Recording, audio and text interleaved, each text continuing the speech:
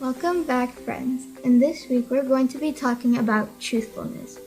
You might know the Old Testament of the Bible and Daniel from the lion's den. Well, there's definitely more to a story than that. In the land of Judah, where Daniel and the rest of the Israelites lived, people were not very faithful to God. And as a consequence, Judah was taken by a superpower empire called Babylon. Israelites were taken as captives to the Babylonian king Nebuchadnezzar. Now let's learn a little bit about Daniel and his friends. Bible Story 1. Captives being led away. Bible Story 2. Nebuchadnezzar giving orders to Israelite subjects. Bible Story 3. Israelites studying books and scrolls. Bible Story 4. Sticking with Daniel crossed out and Belteshazzar written in. Bible Story 5. People pigging out at the king's table piled with food. Bible Story 6. Daniel thinking. Bible Story 7. Daniel walking away from the king's table. Bible Story 8. Daniel talking with the guard. Bible Story 9. Vegetables and water versus king's food table. Bible Story 10. Daniel and 3 friends looking wimpy and tired. Bible Story 11. Daniel and 3 friends overly muscular. Bible Story 12. Daniel and 3 friends giving a thumbs up. Now, if you want to know more about this story, don't miss out.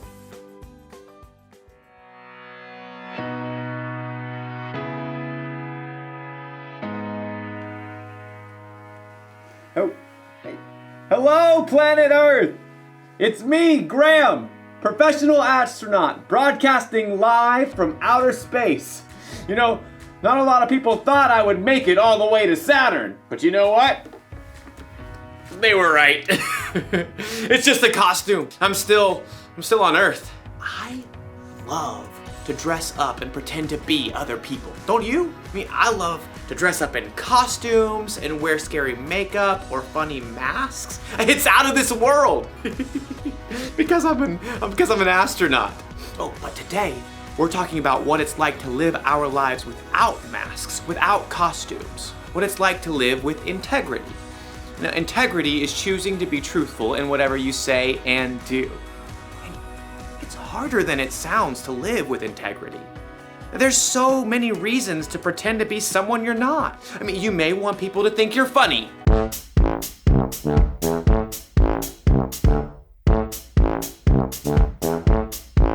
You may want your teachers to think that you're smart. E equals MC squared.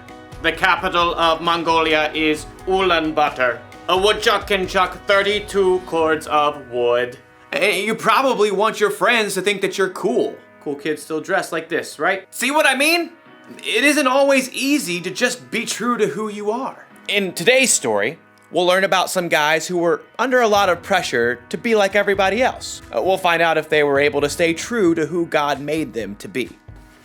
I'll be back in a minute. Instead of a minute, it's a moonit.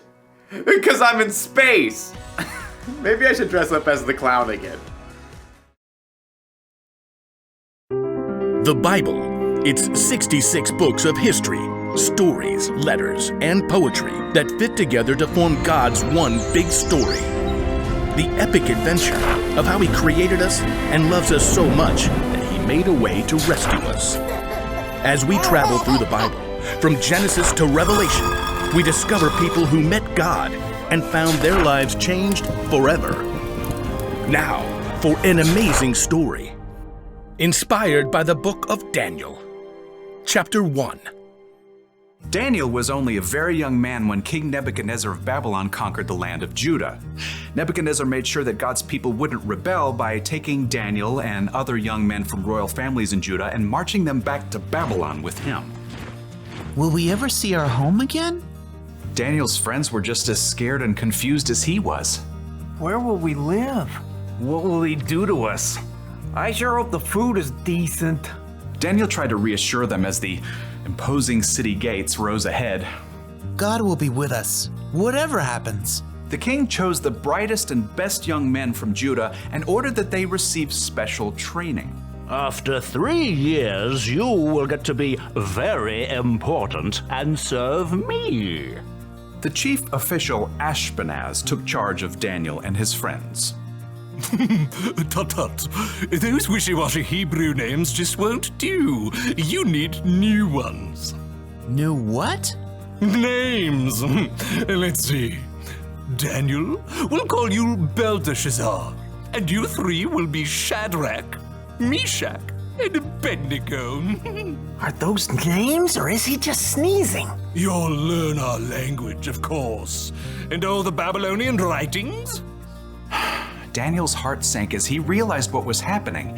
The king wanted Daniel and his friends to forget they were God's people. He wanted them to become Babylonians. But Abednego was worried about something else. Hey, I'm about to starve. Any way we can get a bite to eat? Right this way. Ashpenaz led Daniel and his friends to a big table set with mouth-watering foods. Steak. Or those Babylonian buffalo bites.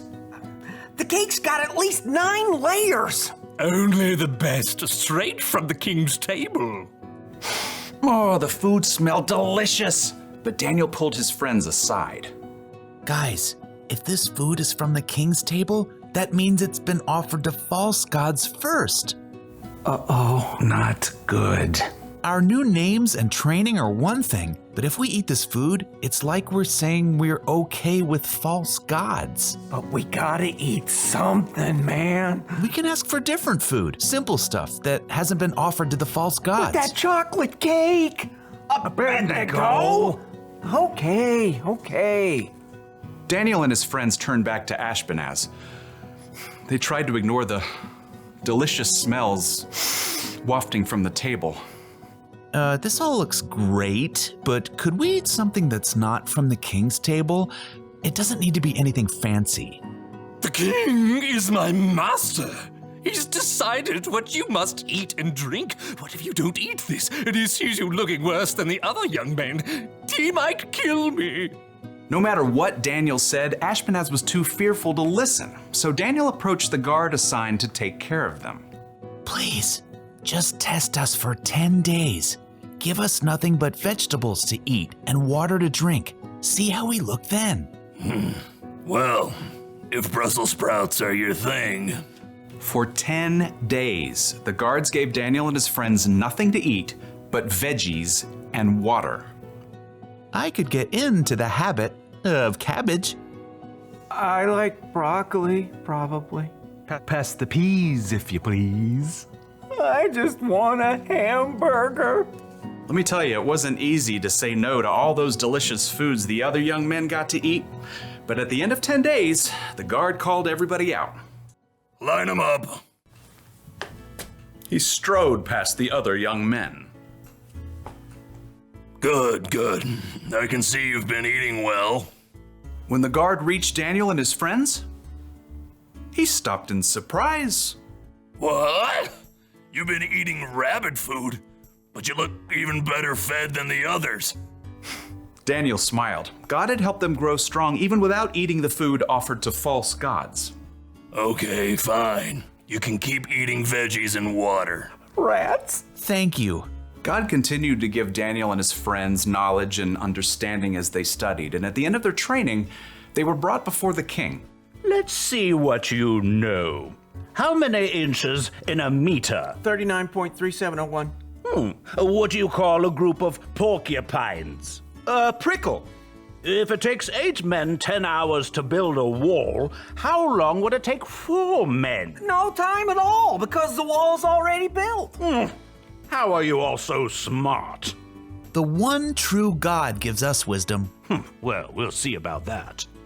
Anyhow, you're 10 times smarter than my other advisors. You get to be very important and serve me.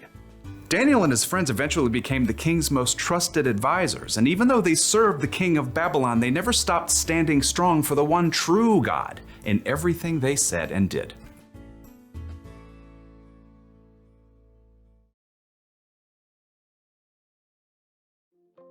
Okay, so Daniel and his friends were in a really bad situation. They were taken from their homes and they were forced to be some king's servant. But even then, they chose to be true to themselves. They chose to live the way God wanted them to live.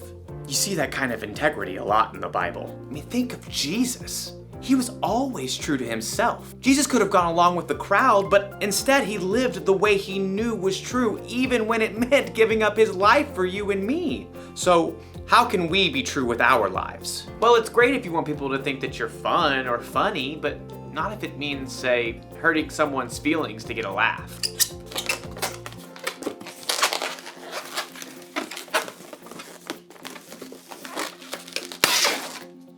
I have no idea how to make balloon animals. And being cool is cool, you know? But if you have to pretend to be something that you're not so people think that you're cool, that's not cool. Cool? What's another word for cool? So here's the one thing to remember today. Be truthful with your whole life. You can choose to be who God made you to be. I mean, to be honest and true in what you say and in what you do. Like I said before, it isn't always easy, so ask God for help. That's one small step for you and one giant leap for integrity.